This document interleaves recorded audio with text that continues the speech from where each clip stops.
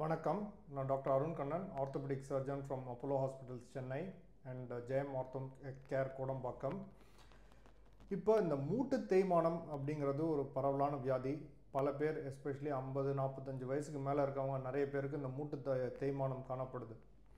So இதுக்கு காமனாக நிறைய பேர் கேட்குற கேள்வி வந்துட்டு, நான் என்ன எடுத்துக்கலாம், என்ன சாப்பாட்டில் எடுத்துக்கக்கூடாது இந்த நோய்க்கு அப்படிங்கிறது எல்லா பேஷண்ட்டும் எங்கள்கிட்ட கேட்குற ஒரு சாதாரணமான விஷயம். ஸோ நம்ம சாப்பாட்டு முறையில் இதை எவ்வளோ கட்டுப்படுத்தலாம், சாப்பாட்டு முறைகளில் வந்துட்டு எந்த அளவுக்கு இதில் பயன் உண்டு, இதுக்கு என்னெல்லாம் சாப்பாடு எடுக்கலாம், எதெல்லாம் தவிர்க்கலாம் அப்படிங்கிறத பற்றி இந்த வீடியோவில் பார்ப்போம்.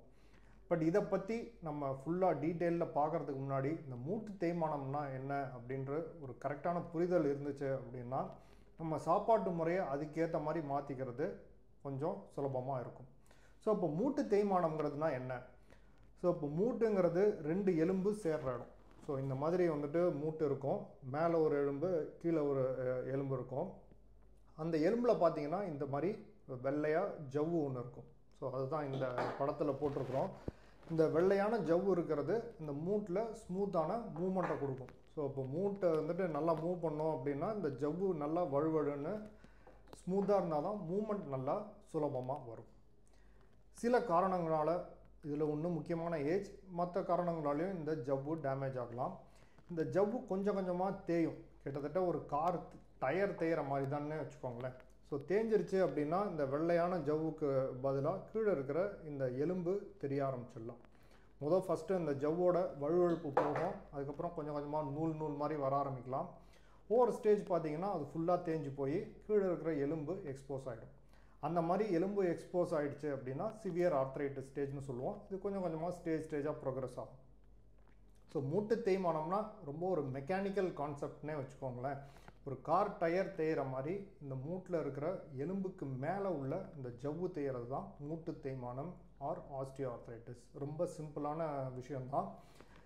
இதுக்கு பல காரணங்கள் உண்டு. நான் இப்போ ஏற்கனவே சொல்லிட்டு இருந்த மாதிரி முக்கியமான ஒரு காரணம்னு பார்த்தீங்கன்னா ஏஜ். ஸோ நிறைய பேருக்கு 30-40 வயசில் வர்றது ரொம்ப ரேர். அதுக்கு மேலே தான் நிறைய பேருக்கு பார்க்குறோம். 30-40 வயசுலேயும் சில பேருக்கு பார்க்குறோம், பட் அதெல்லாம் ரேர்.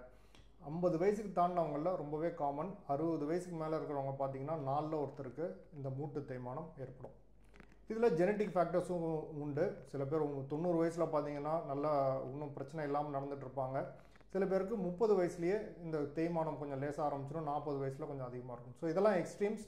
பட் இதில் என்னென்னா ஜெனட்டிக் ஃபேக்டர்ஸ் உண்டு.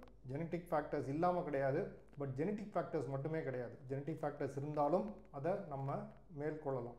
ஸோ அதுக்கு தான் இந்த மாடிஃபையபிள் காஸ், எதை நம்மளால் மாற்ற முடியும் அப்படிங்கிறத நம்ம முக்கியமாக கான்சென்ட்ரேட் பண்ணோம்.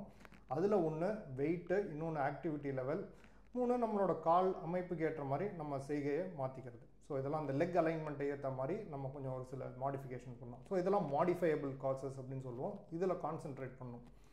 இதில் இந்த ஃபுட்டுக்கு என்ன ரிலேஷன் அப்படின்னு பார்த்தோம்னா முக்கியமாக 2 விஷயத்த ஃபுட்னால் கொஞ்சம் ஓரளவுக்கு மாற்ற முடியும். ஏஜை மாற்ற முடியாது. ஏஜ் ஒரு நம்பர், 50 வயசுனா 50 வயசு தான், அதை ஃபுட்னால் மாற்ற முடியாது.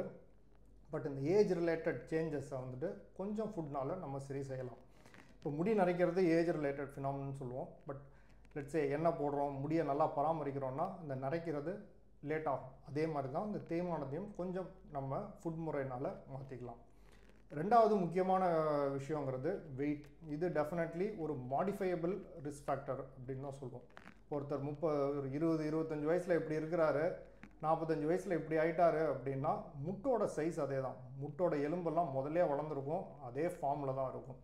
பட் எடை அதிகமாக மூட்டோட எலும்பு பெருசாக போகிறதில்ல, அது அதே சைஸ் தான் இருக்கும். அதே பாரத்தை, அதிகமான பாரத்தை அதே சைஸில் தாங்கும் போது over period of time overload ஆகிடுது.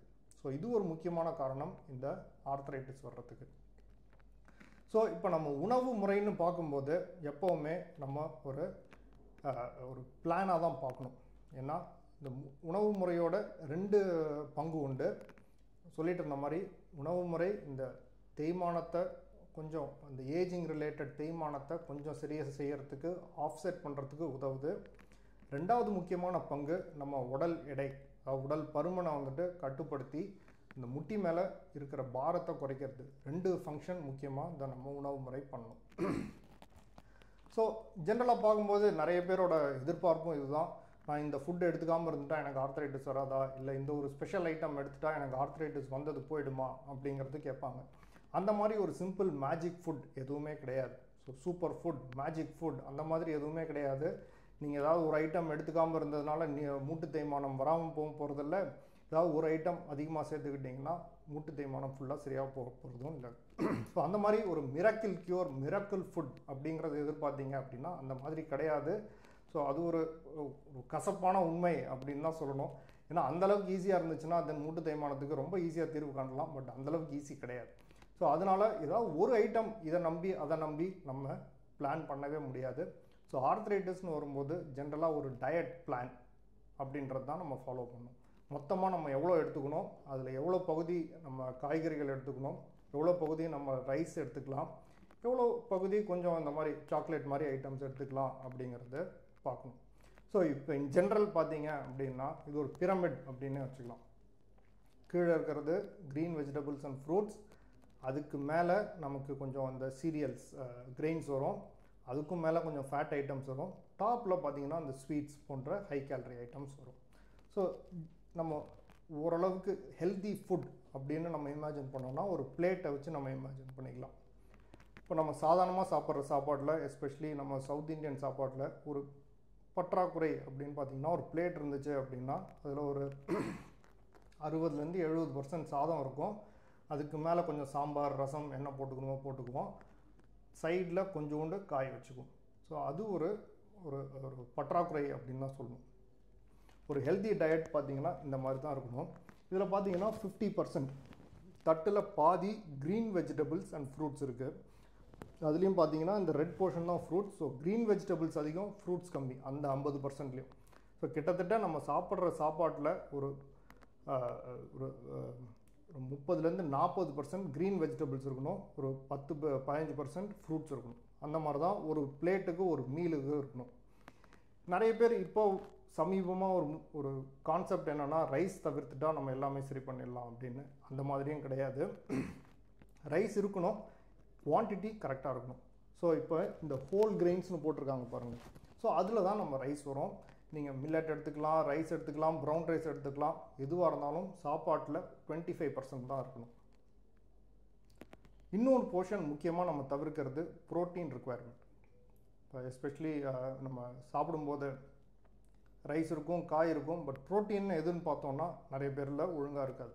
சாம்பாரில் வந்துட்டு நிறைய பருப்பு போட்டிருந்தீங்கன்னா அந்த பருப்பு ஒரு ப்ரோட்டீன் காம்பனண்ட்.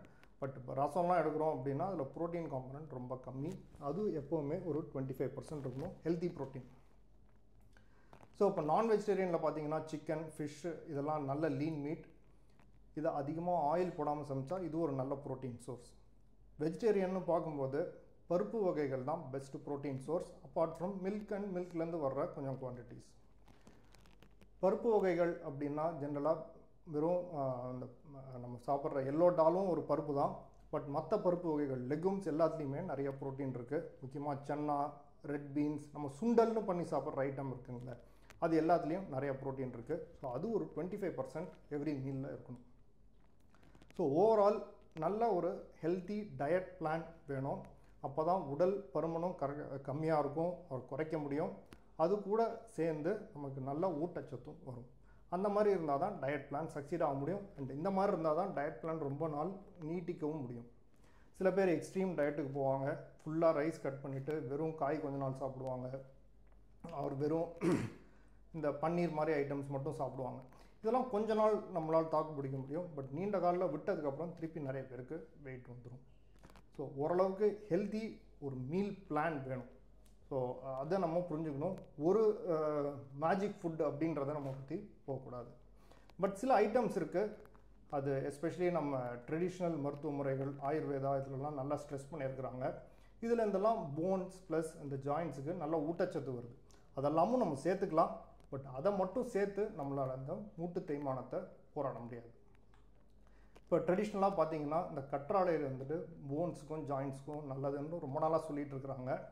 இதுலேருந்து வர்ற இந்த ஆலோவேரா காம்பனண்ட் இப்போ நிறைய பேர் வந்துட்டு மாத்திரையாக கூட செஞ்சு சாப்பிட்றாங்க. வெஸ்ட்லேயும் நிறைய இடத்துல இருக்குது. ஸோ நம்ம ஒரு ட்ரெடிஷ்னல் உணவு முறை இப்போ டேப்லெட்ஸாக வர ஆரம்பிக்குது. ஸோ இதை நம்ம இப்போ போன் அண்ட் ஜாயின்ஸில் ப்ராப்ளம் இருக்குது அப்படின்னா ஆலோவேரா ஒரு கற்றாழையிலேருந்து வர்ற அந்த பவுடராக எடுத்துக்கலாம், டேப்லெட்டாக எடுத்துக்கலாம், இல்லை நீங்கள் சமைச்சும் சாப்பிட்லாம். இன்னொன்று இப்போ சமீப காலமாக ஓரளவுக்கு இதோட பெனிஃபிட்ஸ் நல்லாவே ப்ரூவ் பண்ணியிருக்கிறாங்க. பிரண்டை அப்படின்றது நம்ம தமிழ்நாட்டில் ஓரளவுக்கு கிடைக்கக்கூடிய ஒரு விஷயம். இதில் இந்த பாஸ்வீலியா ஆர் பாஸ்வீலிக் ஆசிட் அப்படின்ற ஒரு காம்பனண்ட் இருக்குது. ஸோ இது இந்த போன் அண்ட் ஜாயின்ஸுக்கு நல்லது அப்படிங்கிறதுக்கு நிறைய ப்ரூஃப் வந்திருக்கு. ஸோ அதனால் இதுவும் இப்போ நிறையா டேப்லெட்டாக வருது. ஸோ இந்த பாஸ்வீலியா ஆர் பிரண்டையில் நீங்கள் துவையல், சூப் இதெல்லாம் கூட பண்ணி சாப்பிட்லாம். இது போன்ஸ்க்கு நல்லது. மூணாவது ஐட்டம் ரொம்ப காமனாக கிடைக்கிறது நம்ம மஞ்சள். ஸோ அந்த மஞ்சளில் பார்த்தீங்க அப்படின்னா கர்குமின் அப்படின்ற ஒரு கெமிக்கல் இருக்குது. இதுவும் அகெயின் இந்த போன் அண்ட் ஜாயின்ஸுக்கு ரொம்ப நல்லது அப்படிங்கிறதுக்கு நிறைய ப்ரூஃப், நிறைய ஆர்டிகல்ஸ் வந்திருக்கு. மஞ்சள் நம்ம நிறைய ஃபார்மில் எடுத்துக்கிறோம். மஞ்சள் பாலாக கூட நீங்கள் எடுத்துக்கலாம். ஸோ இதெல்லாம் எடுத்துக்கிட்டீங்க அப்படின்னா போன்ஸ் அண்ட் ஜாயின்ஸுக்கு நல்லது. பட் என்ன நம்ம ஞாபகம் வச்சுக்கணும் அப்படின்னா, ஒரு ஐட்டம் எடுத்து இல்லை ஒரு ஐட்டமை தவிர்த்து நம்ம இந்த நீ ஆர்த்ரைட்டிஸை இது பண்ணக்கூடாது, போராடவே முடியாது. ஸோ அதனால் நாங்கள் என்ன மாதிரி தரோம் அப்படின்னா ஒரு டயட் பிளான் மாதிரி தந்துடும். இப்போ எங்கள் டயட்டீஷியன் இருக்கிறாங்க, அவங்கள்ட்ட கன்சல்ட் பண்ணி இவங்களுக்கு இப்போ லெட்ஸே சுகர் இருக்கா, தைராய்டு இருக்கா, பிபி இருக்கா, வெஜிடேரியனா, இதெல்லாம் கேட்டு அதுக்கேற்ற மாதிரி ஒரு ஜென்ரல் டயட் பிளான் தரோம். இப்போ இதில் பார்த்தீங்கன்னா காலையில் என்ன எடுக்கலாம், மத்தியானம் என்ன எடுக்கலாம், நைட் என்ன எடுக்கலாம் அப்படிங்கிறது விரிவாக கொடுத்துருப்போம். அதுலேயே பார்த்தீங்கன்னா இதில் வந்துட்டு போட்டிருக்கு, இப்போ மத்தியானம் வந்துட்டு ஒரு பிரண்டை சூப் எடுத்துக்கோங்க அப்படின்னு. ஸோ ஓவரால் டயட் பிளான் இருக்கணும். அதுக்குள்ளே நம்ம இந்த போன் அண்ட் ஜாயின்ஸ்க்கு நல்லா இருக்கிற இந்த ஊட்டச்சத்தை கொடுக்கலாம். வெறும் ஊட்டச்சத்தை நம்பி மட்டும் இந்த நீ ஆர்த்ரைட்டிஸை போராட முடியாது. ஸோ இந்த மாதிரி டெய்லி ஒரு சார்ட் தரோம்.